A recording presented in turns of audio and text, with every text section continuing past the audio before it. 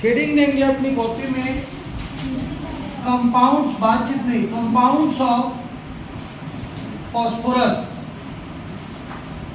Phosphorus के compound में सबसे पहला कंपाउंड हम लोग पढ़ेंगे फॉस्फीन, जिसका फॉर्मूला होता है PH3, फॉस्फोरस ट्राईहाइड्राइड।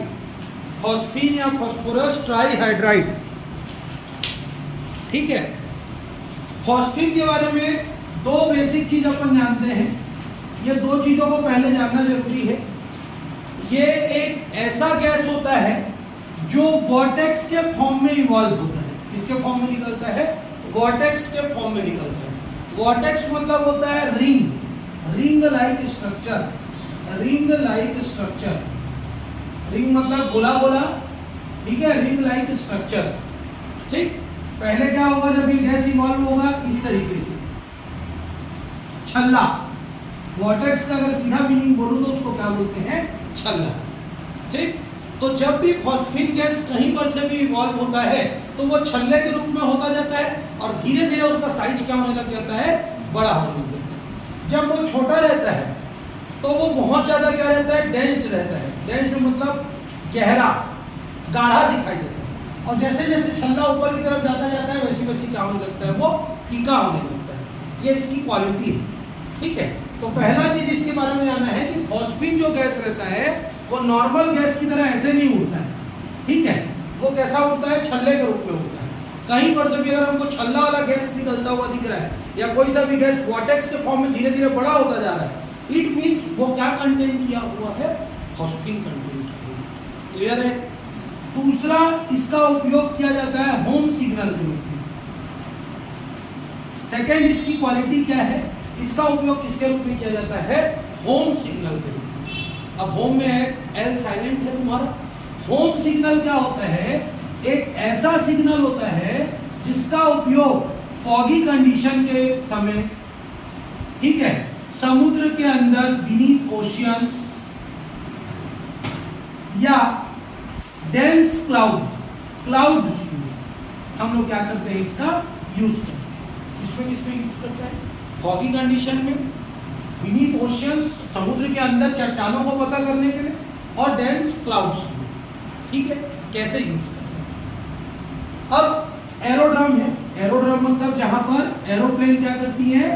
लैंडिंग करती है या वहां से टेक ऑफ करती है, ठीक। अब ये उसका क्या है मान के चलते हैं? रनवे है। क्या है वहां पे? रनवे है। पहले से यहां पर अगर एक एरोप्लेन है और इसी रनवे पे एक दूसरे एरोप्लेन को क्या करना है? लैंडिंग करना है। क्या करना है? लैंडिंग करना है। और कौन सा कंडीशन आ गया? फॉग वाला कंडीशन आ गया। मतलब जिसमें सामने वाले व्यक्ति को ये नहीं दिखेगा कि यहाँ एरोप्लेन है। हमारे पास रनवे 3 ठोक है लेकिन वो इसी में उतारना चाह रहा है, बीच वाला रनवे में। उसने पहले से इन्फॉर्म कर दिया है कि I want to land in that particular runway, लेकिन उसको दिखाई दे रहा है और कम्युनिकेशन मिसमैच हो गई। किसके साथ? जिनके साथ वो कम्युनिकेट कर रहे हैं। तो उस समय क्या करते हैं? फॉग के कंडीशन पे यहाँ पर फॉस्फीन गैस को रिलीज कर दिया जाता है। तो फॉग के कंडीशन में भी वो वॉर्टेक्स के फॉर्म में धीरे धीरे ऊपर की तरफ जाने लग जाता है, जिससे सामने वाले व्यक्ति को पता चल जाएगा, दूर से भी दिख जाएगा कि इस रनवे पे पहले से कोई सा प्लेन मौजूद है। तो वो क्या करेगा? अपना रनवे को क्या करेगा? चेंज करेगा। क्या करेगा? रनवे को चेंज करेगा। जिस रनवे पे प्लेन है उस रनवे पे नहीं जाएगा, बाकी दूसरे रनवे पे क्या करेगा? वो उसको लैंडिंग करवा देगा, ठीक। कई बार ऐसा होता है कि तीनों रनवे पे है तो वो लैंडिंग वहां पे नहीं होगा। उसको अपने क्या बोलना चाहिए? प्लेन को उस एरिया से आगे बढ़ाना पड़ता है। तो दिल्ली का प्लेन कहीं और जाके लैंडिंग करेगा, कहीं और का प्लेन, जिसकी वजह से प्लेन लेट हो जाता है। ट्रेन तो लेट होता है, प्लेन भी ऐसे लेट होता है कि उस रनवे वहां पे पहुंच गया लेकिन रनवे खाली नहीं है तो लैंडिंग तो कर नहीं सकता वहां पे, तो उसको अपना एरिया को बढ़ाना पड़ता है। तो फिर दिल्ली के आसपास जो भी उनके होंगे एरोड्रम्स, जो प्राइवेट होंगे, प्राइवेट जेट के होंगे, वहां लैंडिंग करवा देंगे। क्लियर है? गवर्नमेंट वाले एरोड्रम में नहीं होगा फिर लैंडिंग। कई लोग का पर्सनल अपना अपना रहता है रनवे, उस रनवे में उसको उतार के थोड़ी देर बाद टेक ऑफ करवा के फिर दिल्ली में या जहां उसको रनवे करवाना है वहां करवा जाता है। तो फॉग के कंडीशन पे रनवे को क्लियर करने के लिए, रनवे पे बताने के लिए वहां पे कुछ है या नहीं है, उस चीज की जानकारी देने के लिए किसका उपयोग किया जाता है? फॉस्फीन का। इस सिग्नल को कौन सा सिग्नल बोलते हैं? होम सिग्नल बोलते हैं। इसको जितने बड़े बड़े अभी के लोग हैं उसका उपयोग करते हैं। कैसे उपयोग करते हैं? ये ग्राउंड है, मान लेते हैं शुभम ग्रीन से शक्ति का, ठीक। अब ये यहाँ से स्टार्ट अगर अपन करते हैं, ये हटरी का रोड हो गया, ये अपना संतोषी मंदिर हो गया, ये मेन रोड आया, और ये राजा महल या नारायण सागर वाला रोड है, ठीक। अब इधर से जाता है तो ये बाजार वाला रोड हो गया, इधर से हम लोग का कसेरपार वाला रोड हो गया, इधर से तुम्हारा भारत वाला रोड हो गया, ठीक।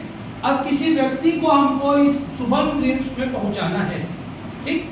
तो अभी बड़े लोगों का घर की शादी में क्या करते हैं, वो लोग लड़के लोगों को अपॉइंट करते हैं और उनको लाल हरा पीला नीला रंग का लाइट पकड़ा दिए रहते हैं। देखना, वो लाइट अलग अलग एरिया पे जाके ऐसे करके खड़े हुए रहते हैं, जो बताता है, सॉरी मैं कहीं और चला गया, ये इस तरीके से, ये सभी एरिया से इस तरीके से लगे रहेंगे और ये सब बताएंगे कि आपको यहाँ से यहाँ मुड़ना है। वो लाइट रखे रहेंगे, ग्रीन लाइट, रेड लाइट, एक डेमो टाइप का बनाने के लिए कि यहाँ स्टार्टिंग पॉइंट है, यहाँ पे एंट्री किए तो बहुत सारे लोग वैसा लाइट लेके खड़े रहेंगे और वो लाइट जहाँ जहाँ जाता जाएगा वो उसका क्या बता देगा, रोड। पुराने समय में सफेद रंग का ऐसे करके पट्टी लगा देते थे, लेकिन वो पुराना है, अब लोगों को पैसा जाता है तो उस पैसे का कैसा दुरुपयोग करें, उसको कैसे मतलब बताएं, स्टैंडर्ड शो करें, वो स्टैंडर्ड है। समझ में आया? तो इसमें जो लाइट जलता है, जो लैंप जलता है, वो लैंप भी किसका जलता है, फॉस्फिन का जलता है, ठीक। लेकिन उससे जो गैस निकलती है वो दिखाई नहीं देती है रात के समय में, क्योंकि इसका जनरली उपयोग रात के समय में किया जाता है, दिन के समय में नहीं किया जाता उस लैंप को। क्लियर है यहाँ पर? तो होम सिग्नल हो गया। ओशियन के अंदर कैसे इसका यूज किया जाता है? अब मान के चलो ये पूरा पानी है, ये पूरा पानी है और यहाँ पर एक जहाज क्या कर रहा है, मोशन कर रहा है। अब मोशन कर रहा है और यहाँ पे आ गया एक चट्टान, जहाज टकराएगा और टाइटेनिक हो जाएगा। क्या हो जाएगा? टाइटेनिक। वही हुआ था ना टाइटेनिक के साथ सामने, कि टाइटेनिक जाके एक चट्टान से टकराई थी, जिसकी वजह से उस जगह पे होल हो गया और होल होने की वजह से टाइटेनिक के अंदर लगातार पानी क्या होने लगा, घुसने लगा। पानी जब एक तरफ घुसने लगा तो एक तरफ का वजन बढ़ गया और एक तरफ का वजन कम हो गया, जिसकी वजह से वो बीच से क्या हो गया, टूट गया। सर उतना बड़ा जहाज तो पानी घुसने से कैसे टूट गया? तो भाई किसमें चल रहा है वो जहाज? ओशियन में। ओशियन में पानी तो टाइटेनिक से ज्यादा है ना, टाइटेनिक के वजन से ओशियन का पानी तो बहुत ज्यादा है। तो सारा पानी जब घुस जाएगा, जिस तरफ घुसेगा वो क्या करने की कोशिश करे, नीचे जाएगा, और जो जिस तरफ नहीं है पानी वो ऊपर की तरफ उठेगा। तो ऊपर की तरफ उठेगा, लेकिन वहां पे सामान है, आदमी है, तो वो भी नीचे की जाने की कोशिश करेगा, ये भी नीचे, तो बीच से क्या होगा, टूट जाएगा। और वही हुआ टाइटेनिक के साथ। तो अगर उस टाइम पे ये होम सिग्नल रहता, वो जहाज आगे बढ़ता रहता और टकरा के अगर वॉर्टेक्स रिंग ऐसे उड़ जाता ऊपर की तरफ, तो होता क्या, जो सेलर था, नाविक जो था, वो अपने डायरेक्शन को क्या करते, चेंज कर देते और जाके इस पे नहीं टकराता, तो आज भी टाइटेनिक जिंदा होता, हम लोग पिक्चर नहीं देख पाते, नहीं डूबा रहता तो पिक्चर थोड़ी बनता उस पर, ठीक है। तो ये होम सिग्नल समझ में आया? तो जब जहाज आगे की तरफ बढ़ता जाता है तो फॉस्फिन गैस को रिलीज करता जाता है। अब फॉस्फिन गैस सीधा जाता है, लेकिन अगर चट्टान आ जाएगा तो चट्टान में टकरा के वो कहाँ चला जाएगा, 90 डिग्री में ऊपर की तरफ उठ जाएगा। तो जब 90 डिग्री में ऊपर की तरफ उठेगा तो सेलर को ये समझ में आ जाएगा कि सामने कुछ ना कुछ रॉक या हार्ड सब्सटेंस मौजूद है, वो अपना डायरेक्शन को क्या करेगा, चेंज कर देगा। क्लियर है यहाँ पर? तक वैसी सेम डेंस क्लाउड के समय होता है, जब एरोप्लेन चलता रहता है, बहुत घना बादल आ जाता है और उसको चीरने में प्रॉब्लम जाता है, तो वो लोग भी सामने की तरफ क्या चालू करके छोड़ दे रहते हैं, फॉस्फिन गैस को, जिससे टकरा के ऊपर जाता है। तो कोई सा अगर बहुत हार्ड वाला क्लाउड आ जाता है, इसको पार करना मुश्किल होता है, तो थोड़ा सा डायरेक्शन को क्या किया जाता है, चेंज कर दिया जाता है, ठीक है। तो कुल मिला के डायरेक्शन को एक्सप्लेन करने के लिए, डायरेक्शन को बताने के लिए या एक्सीडेंट को रोकने के लिए जिस सिग्नल का यूज किया जाता है, वो सिग्नल क्या कहलाता है, होम सिग्नल। तो फॉस्फिन का उपयोग वॉर्टेक्स और होम सिग्नल के रूप में क्या किया जाता है, किया जाता है। तो लिखो, इट evolves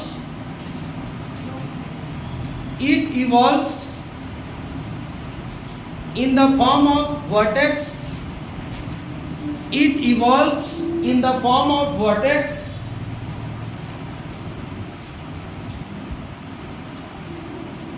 ब्रैकेट में रिंग लाइक स्ट्रक्चर, ब्रैकेट में ring like structure,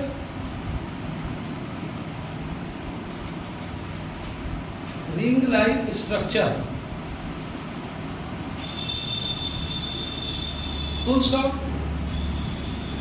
it is used age home signal, spelling देख लेना, it is used age home signal beneath water, beneath water, beneath water, BENEATH, beneath water, in oceans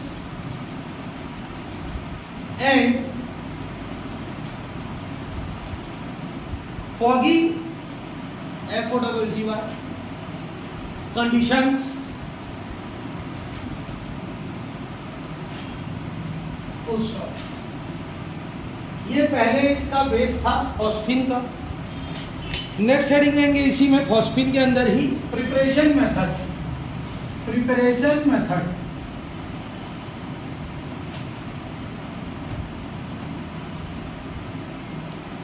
when white phosphorus, when white phosphorus is treated with base, when white phosphorus is treated with base in the presence of water, when white phosphorus is treated with base in the presence of water,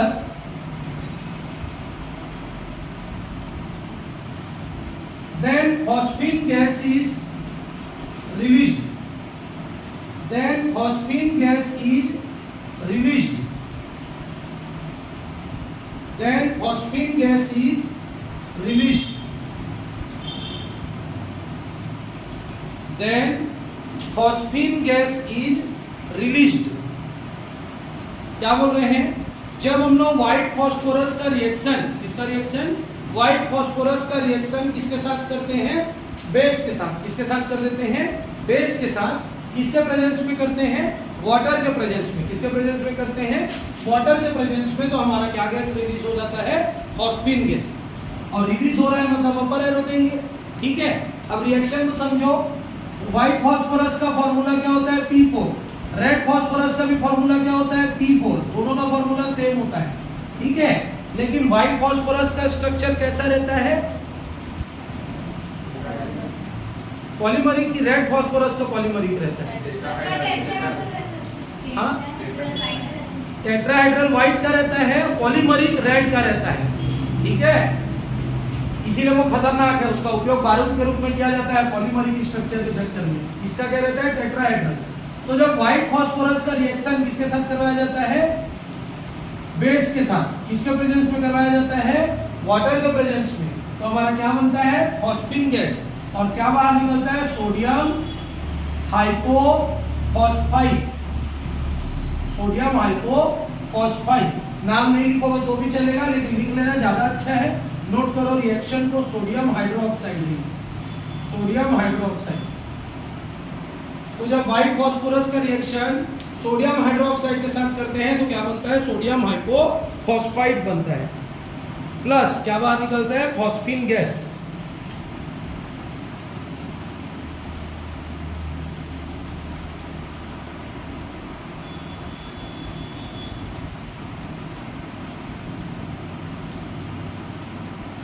हो गया।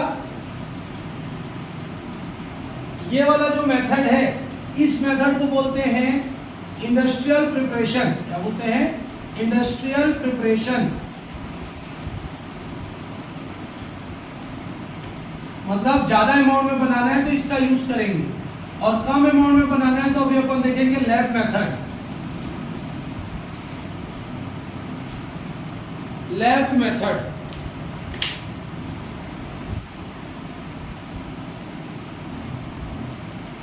आगे बढ़ूं? देखो lab method में क्या होता है? When calcium phosphide, calcium phosphide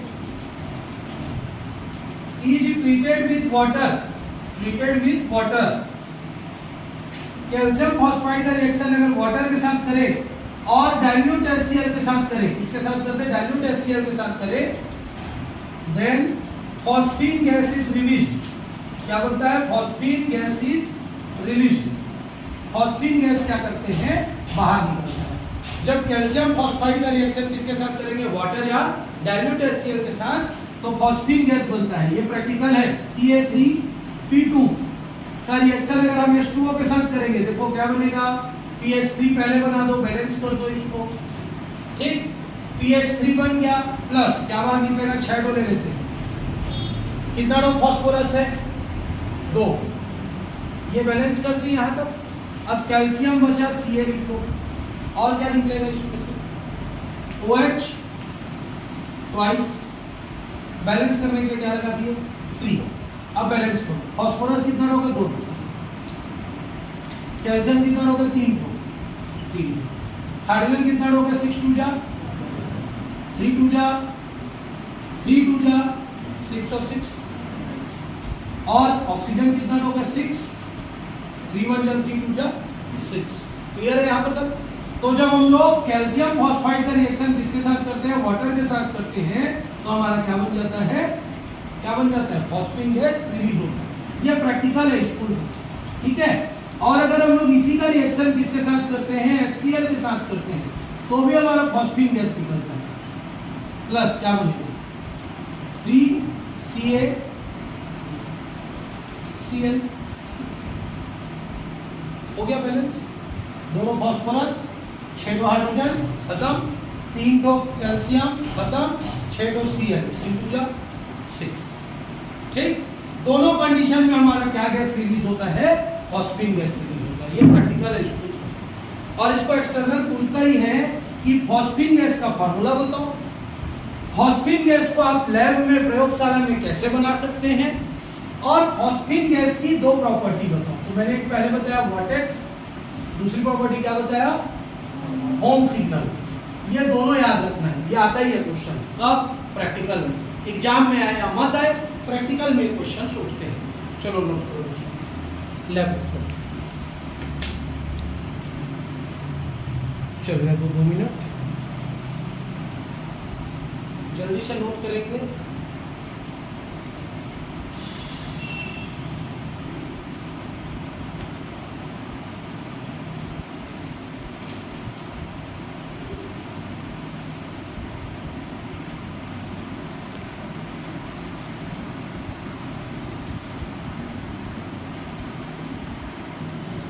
physical properties लिखेंगे phosphine का। फॉस्फीन का फिजिकल प्रॉपर्टीज में सबसे पहले लिखेंगे, it is highly poisonous in nature. It is highly poisonous in nature. It is highly poisonous in nature. इसलिए लेबोरेटरी में फॉस्फीन बनाया जाता है तो मास्क पहन के बनाते हैं, ठीक है। Second, it is colourless gas. It is colorless gas having, it is colorless gas having rotten, ROTTEN, rotten fish-like odor, fish, FISH, fish-like odor, सड़ी हुई मछली के समान इसका दुर्गंध होता है। It is colorless gas having rotten, ROTTEN, rotten fish-like odor. It is slightly soluble in water. It is slightly soluble in water. It is slightly soluble in water. मतलब सिर्फ पानी में घुलता है और बहुत ही कम घुलता है, ठीक है। नेक्स्ट लिखो chemical properties. Chemical properties,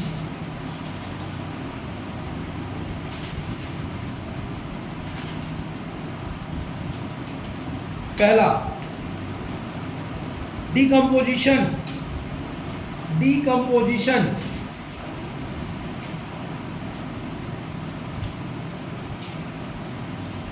when phosphine, पहला पॉइंट, डीकंपोजिशन केमिकल प्रॉपर्टी में, when phosphine is heated in the presence of ultraviolet rays, when phosphine is heated in the presence of ultraviolet rays, when phosphine is heated in the presence of ultraviolet rays, then red phosphorus is prepared. Red phosphorus is prepared.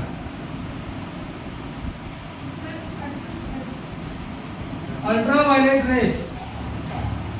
Then red phosphorus is prepared. Then red phosphorus is prepared. Look at the board. Phosphine को जब अपन क्या करेंगे, heat करेंगे किसके presence में, ultraviolet rays के presence में, तो हमारा क्या बनेगा, रेड फॉस्फोरस अलग हो जाएगा और हाइड्रोजन गैस क्या हो जाएगा, अलग हो जाएगा। तो फॉस्फीन में फॉस्फोरस और हाइड्रोजन दोनों रहता है, अल्ट्रावायलेट रेस के प्रेजेंस में वो रेड फॉस्फोरस और हाइड्रोजन में क्या हो जाता है, डिकम्पोज हो जाता है। इसलिए इस रिएक्शन को डिकम्पोजिशन रिएक्शन बोलते हैं। नोट करो।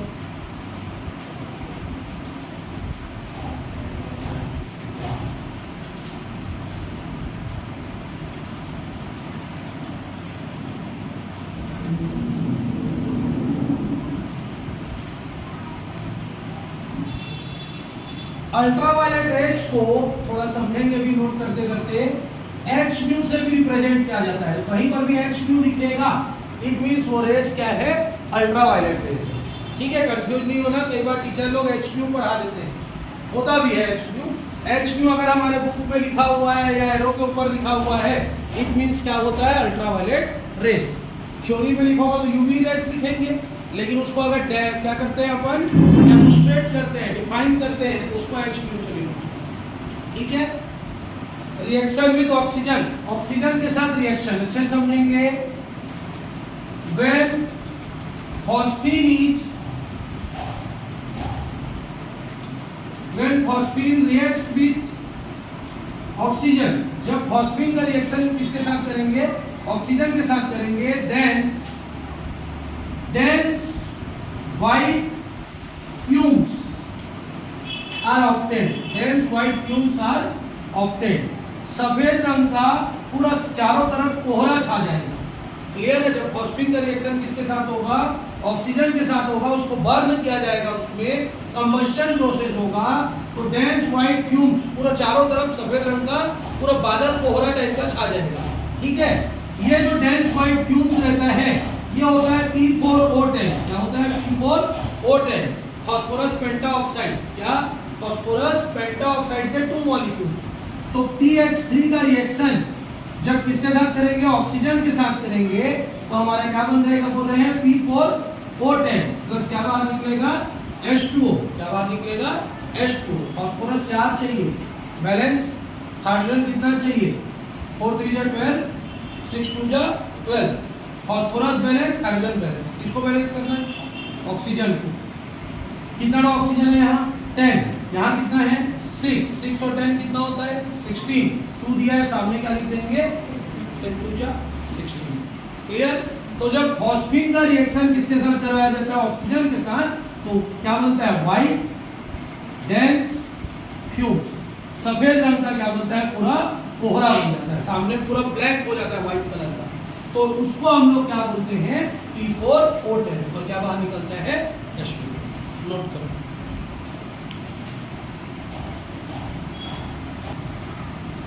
यूजेस ऑफ फॉस्फीन, पहला इन home signals,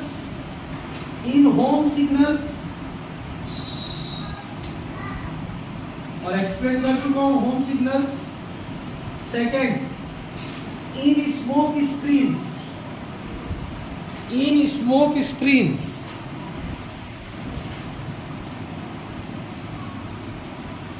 in smoke screens। ठीक है। स्मोक स्क्रीन अभी ट्रेंड पे चल रहा है, ट्रेंड पे चल रहा है मतलब तुम लोग क्रिकेट देखते हो कि नहीं देखते हो पता नहीं, लेकिन क्रिकेट में अभी बहुत सारे स्टेडियम में क्या लगाया जाता है, बड़ा बड़ा स्क्रीन लगाया जाता है। ठीक है। वो स्क्रीन पूरा उसका जो इमेज रहता है वो धुएं से दिखाई देता है। किससे दिखाई देता है, धुएं से दिखाई देता है। ठीक है। अब एक आध दिन अभी क्रिकेट का वर्ल्ड कप चल रहा है, देखना जैसे इंडिया का मैच होता है, तो इंडिया का मैच होता है तो दिल्ली, जयपुर, बेंगलुरु, बॉम्बे, वहाँ पे स्टेडियम है बड़े बड़े, उस स्टेडियम में लोग एक साथ बैठ के मैच देखे, क्योंकि अब यूएसए में हो रहा है, वहाँ तो हर कोई जा नहीं सकता, तो हमारे देश के लोग भी बड़ा स्क्रीन में देख के उसका लुत्फ उठाए। जैसे कई बार इंडिया का मैच होता है, फाइनल मैच था तो कृष्णा मेट्रो वाला भी यूएफओ से दिखा रहा था उसको, भले ही हार गया उस दिन, वो अलग मैटर है, लेकिन दिखाया था। तो वैसे ही बड़े बड़े स्टेडियम, तो ये वाला जो था वो प्रोजेक्टर से चल रहा था, लेकिन जो बड़े स्क्रीन होते हैं उनमें प्रोजेक्टर वर्क नहीं करता, उनमें गैस प्लाज्मा डिस्प्ले जीपीडी बनाया जाता है। क्या बनाया जाता है? जीपीडी। जब स्क्रीन को पढ़ते हैं तो थोड़ा सा स्क्रीन के बारे में जान लेते हैं। सीआरटी होता है, एलसीडी होता है, एलईडी होता है, और एक क्या होता है? जीपीडी होता है। क्या होता है? जीपीडी। ठीक, तो सीआरटी क्या होता है? Cathode ray telescope. ठीक है, जो पुराना टीवी आता था जिसमें ऐसे करके पिक्चर ट्यूब लगा रहता था, क्या रहता था? पिक्चर ट्यूब, तो उसके थ्रू फोकस किया जाता था तो वो दिखाई देता था। उसको चेंज करके क्या बनाया गया? एलसीडी बनाया गया, लिक्विड क्रिस्टल डिस्प्ले, मतलब वो पूरा जो हमारा डिस्प्ले रहता था वो लिक्विड फॉर्म में रहता था, उसकी वजह से हमको कलरफुल दिखाई देता था। फिर उसको अब चेंज करके क्या बना दिया गया? अब जितनी भी टीवी आ रही है वो एलईडी है, लाइट एमिटिंग डायोड से चलता है, वो लाइट का डायोड रहता है। अब सबसे बड़ा जो खोज था हुआ था, लेकिन यूज नहीं हो पा रहा था, लेकिन साइंटिस्ट लोगों ने इसको भी क्या कर दिया? यूजफुल बना दिया, गैस प्लाज्मा डिस्प्ले, क्योंकि हमारा पूरा एटमॉस्फेयर गैस से भरा हुआ है, तो कहीं पर भी हम पिक्चर दिखा सकते हैं, कोई हमको किसकी जरूरत नहीं पड़ती, पर्दे वर्दे की जरूरत नहीं पड़ती। गैस को सिर्फ कलेक्ट करने का एक एरिया चाहिए, एक डिब्बा टाइप का चाहिए जिसमें गैस कलेक्ट हो जाए, अंदर बाहर गैस होता रहे, हमको पूरा पिक्चर उसमें दिख जाएगा, तो उसको बोलते हैं गैस प्लाज्मा डिस्प्ले। उसी के थ्रू क्या चलाया जाता है? फॉस्फिन गैस के थ्रू स्मोक स्क्रीन्स बनाकर पिक्चर दिखाया जाता है। वहां पे अगर हम लोग देखेंगे, अग्रसेन चौक में अगर खड़े हो गए इस तरीके से देखोगे, मूर्ति के सामने में तो बड़ा सारा डिस्प्ले चलता रहता है, ऑब्जर्व करना, कई लोग देखते ही नहीं, लेकिन वो डिस्प्ले चलता है रात के टाइम में, दिन में तो दिखाई नहीं देता है, वो उसी पे वर्क करता है। ठीक है, ट्राई करना एक बार, देखिए प्रॉपरली रात के समय पे उससे धुआं निकलता हुआ दिखाई देगा, वो गैस प्लाज्मा डिस्प्ले है। ठीक है, रियल लाइफ एग्जांपल अपने आस पड़ोस में वही है। अब आ जाते हैं फास्फोरस के कंपाउंड नंबर सेकंड। पेपर में ये मोस्ट इंपॉर्टेंट क्वेश्चन है, इस चैप्टर से आता है 3 मार्क्स का। Oxo acids of phosphorus, last year sulphur का दिया है पेपर में, 3 तो ऑक्सो एसिड्स हैं। कई बार ऑक्सो एसिड ना बोल के इसको ऑक्सी एसिड बोल देता है। क्या बोल देता है? Oxy acid. तो कंफ्यूज नहीं होना है, ऑक्सो एसिड बोले या ऑक्सी एसिड बोले, हमको लिख के यही आना है। तुम्हारे बुक में नोट हो दिया है, कम से कम 5 याद करेंगे, मैं 5 बता देता हूँ, 5 तुमको रिमेंबर होने चाहिए। इसके लिए एक चार्ट प्रिपेयर करेंगे। इस चार्ट में सबसे पहले लिखेंगे नेम, प्रिपेयर करो। सेकंड लिखेंगे formula and oxidation state. Oxidation state किसका? फास्फोरस का, याद रखना। फिर लिखना बेसिसिटी, बेसिसिटी। थर्ड रहेगा बेसिसिटी। फोर्थ रहेगा तुम्हारा स्ट्रक्चर।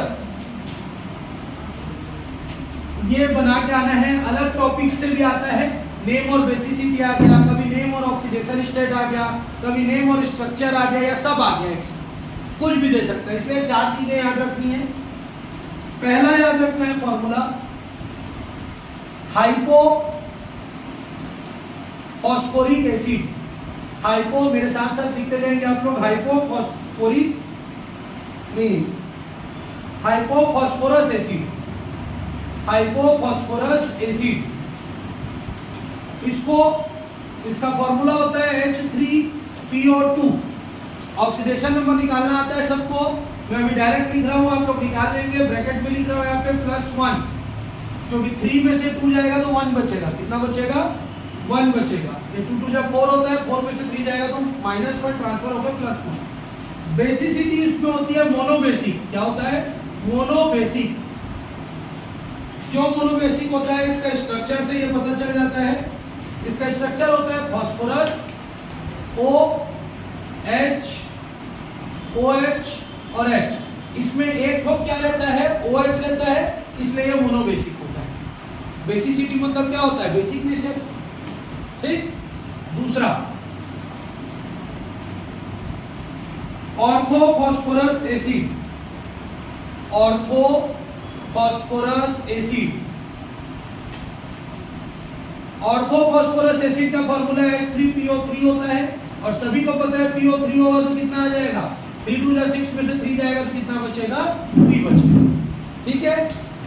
इसका डाई बेसिक हो जाता है, स्ट्रक्चर इसका कैसा हो जाता है, डाई बेसिक, सेम बनेगा, लेकिन हमारा कितना OH रहेगा, 2OH रहेगा। कितना OH रहेगा यहाँ पे, 2OH होगा। ड्रॉ करो।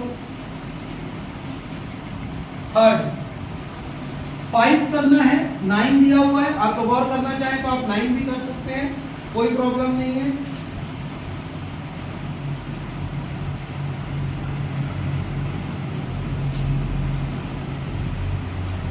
Metaphosphoric acid, metaphosphoric acid,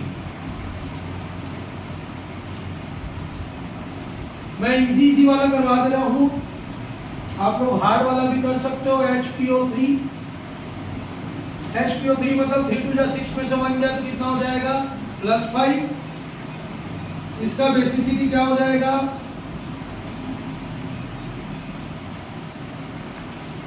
try basic. Try basic कैसे होता है इसको थोड़ा समझेंगे। POO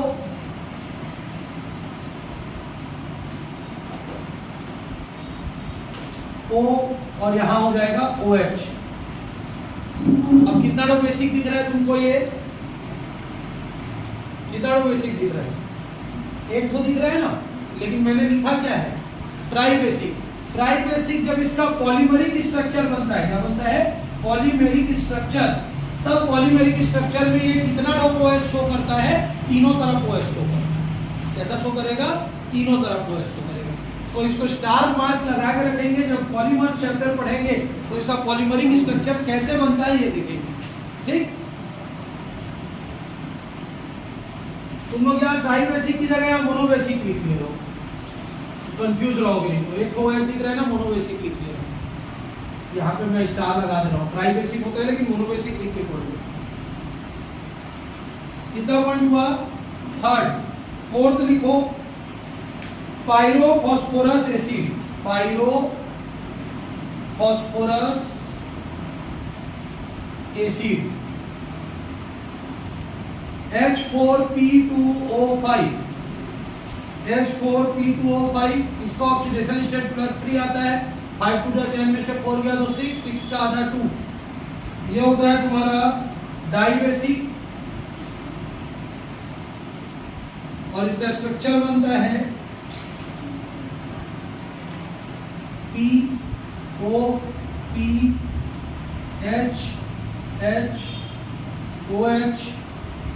OH double bond O double bond.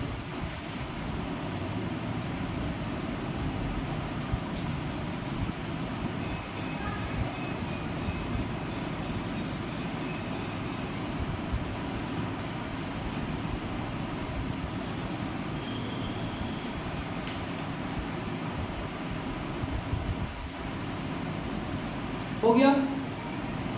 पांचवा नंबर है pyrophosphoric acid, pyrophosphoric acid. Pyrophosphoric acid का फॉर्मूला होता है H4P2O7, ऑक्सीडेशन स्टेट +5 होता है, कितना होता है, +5, और ये है टेट्राबेसिक। क्या हो जाएगा, tetrabasic. Tetrabasic in the sense phosphorus, phosphorus OH OH OH OH और ये हो गया O। क्लियर है, 4 OH नजर आएगा हमको। ये इसका स्ट्रक्चर हो गया टेट्राबेसिक। ये 5 ऑक्सी एसिड्स हैं, बाकी और भी दिए हुए हैं, 9 है टोटल तुम्हारे बुक में, 9 आप लोग पढ़ सकते हैं। ऑक्सी एसिड या ऑक्सो एसिड आता है पेपर में, जिसमें अलग अलग क्वेश्चंस बनते हैं। नेम सब में आता है। Right 2 oxy acids of phosphorus, right 3 oxy acids with oxidation state पूछ दे, विद फार्मूला पूछ दे, विद बेसिसिटी पूछ दे, विद तुम्हारा स्ट्रक्चर पूछ दे। ठीक है, 3 नंबर का आएगा, 5 याद करना है, भूल भी जाओगे तो 3 बन जाएगा। ठीक है, बाकी पढ़ने वाले पूरा 9 को पढ़ सकते हैं, 9 दिया हुआ है, 9 को एक बार रीड कर लेना। काहे रीड कर लेना, कई बार नेम दे देता है, फार्मूला दे देता है और नेम लिखो बोल देगा। तो हम तो 5 पढ़ रहे हैं, बुक में 9 दिया हुआ है। ठीक है, अगर फार्मूला दे दिया identify oxy acid of phosphorus बोल दिया तो कैसे आइडेंटिफाई करोगे? ठीक है, तो मैं नेम और फार्मूला बाकी 4 का भी लिखवा दे रहा हूँ, तो स्ट्रक्चर को तुम लोग रीड करना। चलो नोट करो, हो गया यहां तक? चलो नोट करो, 2 और लिख लो at least. Orthophosphoric acid, orthophosphoric acid 6वां और 7वां बना लो। ऑर्थोफॉस्फोरिक एसिड, क्योंकि उल्टा क्वेश्चन भी देता है कई बार पेपर में। फॉर्मूला लिखेंगे H3PO4, H3PO4, बेसिसिटी लिखेंगे +5, नहीं ऑक्सीडेशन स्टेट लिखेंगे +5, बेसिसिटी लिखेंगे ट्राई बेसिक। क्या लिखेंगे? Try basic. कैसे बनेगा स्ट्रक्चर? PO OH HOH, ये सॉरी तीनों में OH आएगा, ये हो गया 3PO4। ड्रॉ कर लो इसको स्ट्रक्चर।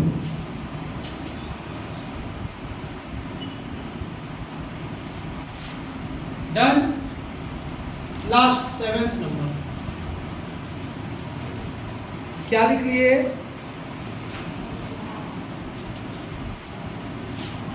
अगला लिखो hypophosphoric acid, hypophosphoric acid. Hypo लिखे कि नहीं लिखे? नहीं लिखे। फॉर्मूला लिखेंगे हाइपो का H4P2O6। क्या लिखेंगे? H4P2O6। ऑक्सीडेशन स्टेट लिखेंगे +4, बेसिसिटी लिखेंगे टेट्राबेसिक, बेसिसिटी लिखेंगे टेट्राबेसिक। स्ट्रक्चर बना के देखोगे, ट्राई करोगे बिना बुक का, ट्राई करो तो कोई भी अपने आप में ट्राई करो, पेंसिल से ट्राई करो, फेयर कॉपी में बनना चाहिए। H4P2O6, इतना सारा ड्राइंग में एक तो ड्राइंग तो बन ही जाएगा।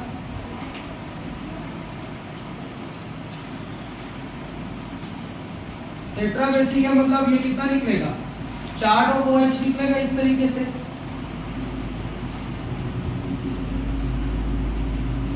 हो गया ना? ऑक्सीजन भी खत्म, हाइड्रोजन भी खत्म, फास्फोरस खत्म। अब जोड़ो, कैसे जुड़ेगा? ठीक, फास्फोरस फास्फोरस यहाँ पे ज्वाइन हो गया। ड्रॉ करो।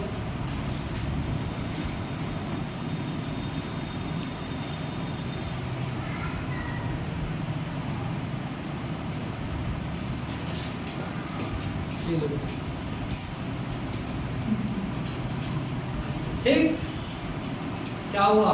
किसका ड्राइंग है? हाइपोफॉस्फोरिक एसिड का ड्राइंग है।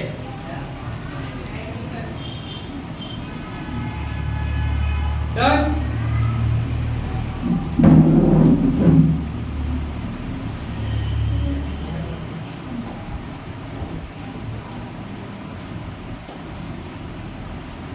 इरेज करूं? चलो नेक्स्ट हेडिंग देंगे अपनी कॉपी में, phosphorus trichloride and phosphorus pentachloride. Phosphorus trichloride and phosphorus pentachloride.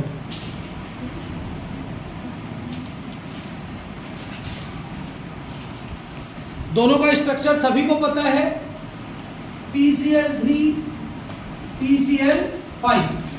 PCl3 का स्ट्रक्चर कैसा होता है? Trigonal planar. कैसा होता है? Trigonal planar. ये होता है PCl3 का स्ट्रक्चर। और PCl5 का स्ट्रक्चर कैसा होता है?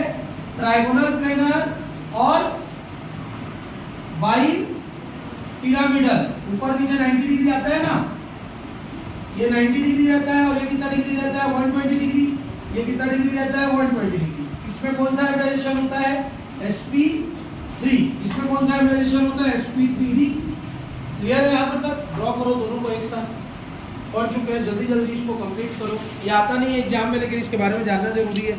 कॉपी को 2 पार्ट में डिवाइड करो, एक तरफ PCl3 बनाओ, एक तरफ PCl5 बनाओ और लिखते जाओ।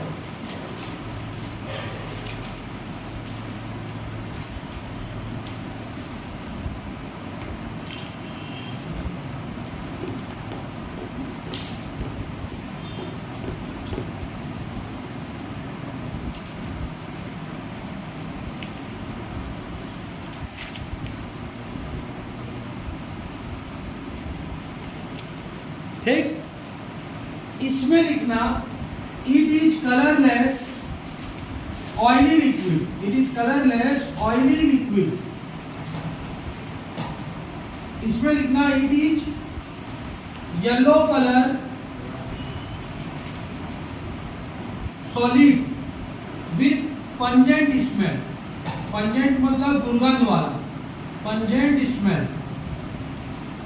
एक क्या होता है कलरलेस ऑयली लिक्विड है और ये येलोइश व्हाइट सॉलिड है, yellowish white, yellow white solid लिख देना, येलो व्हाइट सॉलिड, जिसका स्मेल क्या रहता है गंध युक्त रहता है।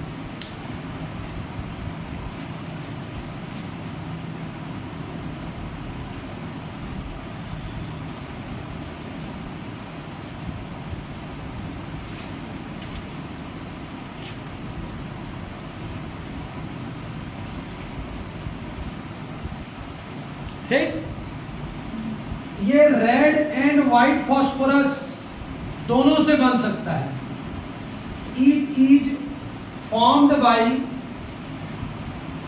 Red and white phosphorus, it is formed by only white phosphorus, formed by white phosphorus.